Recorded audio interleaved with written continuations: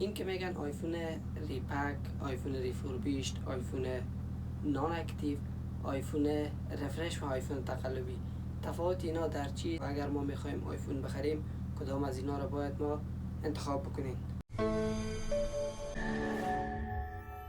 سلام، من محمد جواد غفوری هستم و اینجا چنل توب پرانتک از این ویدیو میخوایم در رابطه به انواع و اقسام آیفون های موجود در بازارهای امروزی بپردازیم و اگر میخوایم آیفون بخریم کدام آیفون ها رو انتخاب بکنیم و از خریدن کدام مدل آیفون ها صرف نظر بکنیم.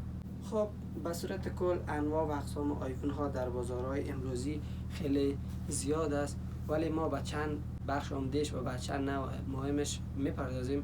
شمار اول آیفون های نان اکتیو یا نات اکتیو است که سالم ترین آیفون و اونمو آیفون هایی که در کمپانی ساخته میشه و قبلا هیچگاه روشن راه اندازی نشدین و زمانی که شما آیمی نمبرشون سرچ بکنین در خود سایت اپل برای شما جزئیات کاملی ای آیفون ها را ارائه میکنه. خب آیفون بعدی که مهم است آیفون ریفوربیشت است. ریفوربیشت به کدام نوع آیفون ها گفته میشه؟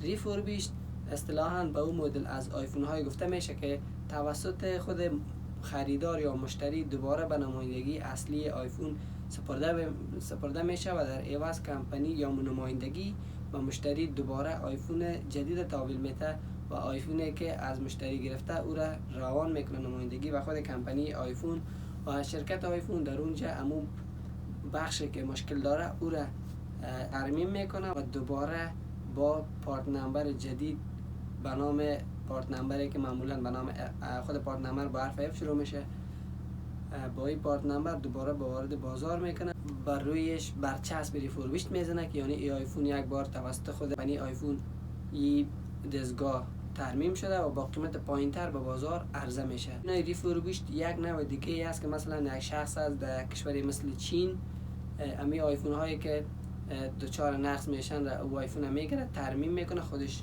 صاحب یک مارکت یا یک جایی است که ترمیم میکنه و این آیفون دوباره زرق و برق میکنه و بازار عرضه میکنه و روش برچسب ریفوربیشت نمیزنه و اگر از این آیفون ها استفاده بکنیم قطعا دوچار ضرر و خسارات خواهد شدیم. خب آیفون بعدی که وجود داره در بازار به نام آیفون ریپک است. ریپک به کدام نوع آیفون گفته میشه؟ ریپک به اون نوع از آیفون ها گفته میشه به آیفون های دست دومه که استفاده شدین و بخاطر از اینکه به بازار بعضی از کشورها صادر شود باید دارای یک جعبه یا یک به اصطلاح دارای یک کارتن و یک بسته بندی باشه.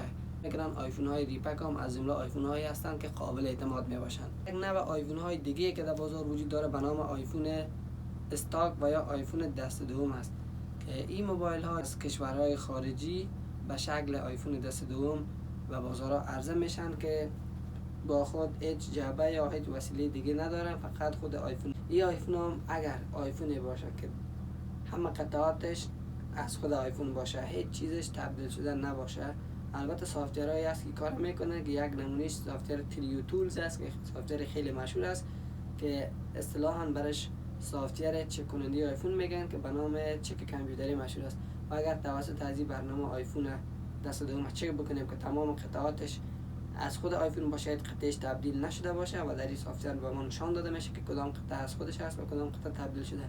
و از این نوع آیفون ها هم آیفون دست دوم استاک میتونه آیفون های خیلی خوب باشه. یک نوع آیفون دیگه که داریم به نام آیفون هایی است که آیفون تقلبی، شکل شمایل خود دستگاه با آیفون ها میخوره که اینا در اصل از سیستم عامل اندروید استفاده میکنن ولی تنها شکلشان ظاهرشان به آیفون میخوره. تمام پرزجاتی که داخل دستگاه استفاده شده به شمول رم، به شمول سی پی یو، به شمول حافظه از مواد بی کیفیت ساخته شدین. این مدل آیفون ها فقط به خاطر به اصطلاح عام استفاده یا به خاطر شکل ظاهرشان از نامشان هم پیداست که آیفون های کاپی و پیشنهاد من و شما است که تحت هیچ شرایطی از آیفون های کاپی استفاده نکنین. به قیمتی که شما میتونین یک آیفون مدل بالای کاپی را خریداری کنین، به اون قیمت میتونین یک آیفون مدل پایین اصلی را خریداری کنین که به مراتب کیفیت کارش از آیفون های کاپی بهتر است. نوع دیگه از آیفون ها که در بازارها وجود دارد آیفون های انلاک شدگی است. هم کسا میتونه از این آیفون های بایپاس یا سیم لاک ها یا از این آیفون استفاده کنه. کسی که با موبایل خود یا از دستگاه خود با بازی زیاد میکنه یا از اینترنت استفاده میکنه میتونه به شکل وای فای از این دستگاه استفاده کنین. در غیر از او پیشنهاد نمیکنم که شما از این آیفون های انلاک شده استفاده بکنین. البته قیمت از این آیفون ها در بازار خیلی پایین تر از آیفون های مثل رفور بیشتر فرش و این مسائل است. خب این بود تمام جزئیات در رابطه با انواع اقسام آیفون ها. امید است که این ویدیو به شما مفید واقع شده باشه و اگر این فکر میکنید این ویدیو به شما مفید واقع شده، پس ویدیو رو حتما به دوستانتان پیشنهاد کنین و این نکات مهم است که شما باید در نظر داشته باشید. رسیدیم به آخر یک ویدیو دیگه. اگر تا حال چینل تو ما رو سابسکرایب نکردین لطفاً این کار رو بکنید. تشکر از حمایت شما.